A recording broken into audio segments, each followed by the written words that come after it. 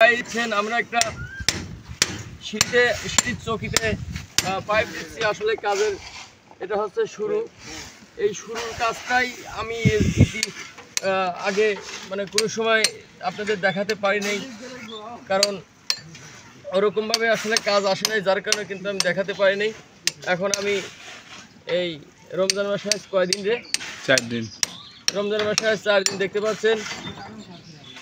আমার জন্য আপনারা সবাই দোয়া করবেন, আমিও আপনাদের সবার জন্য দোয়া করি। আর রোজা রাখবেন ভাই, রোজা ছাড়া দিন আমার ভিডিও দেখেন না। দেখতে পাচ্ছেন এটা হচ্ছে সিঁড়ির মিডিল পয়েন্ট বা মাঝখান।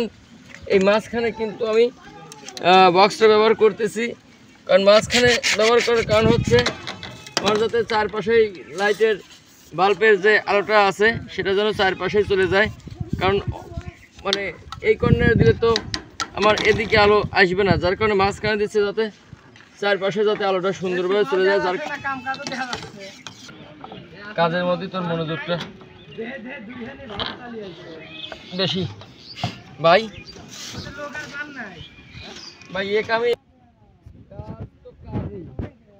কাজের সঠিক দেওয়া লাগবে, ভুল দেওয়া লাগবে, তাহলে না কাজ একটা মানুষ শিখতে পারবে।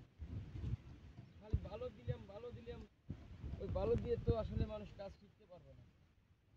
আবার যদি কেউ আমাকে এই কাজে বলে যে না কাজ হচ্ছে না, সেই জন্য আলহামদুলিল্লাহ আমি খুশি, কারণ আমিও শিখতে চাই, আমিও বুঝতে চাই যে আসলে আমার যে মেমোরিটা যেভাবে চলছে আর একজনের মেমোরি কীভাবে।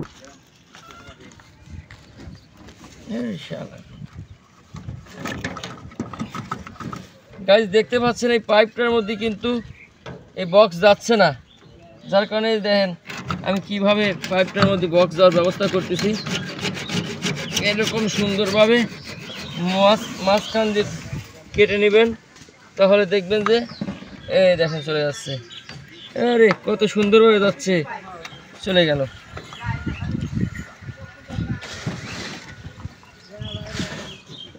দেখুন, দেখে যান আমাদের কাজটা। মামু বই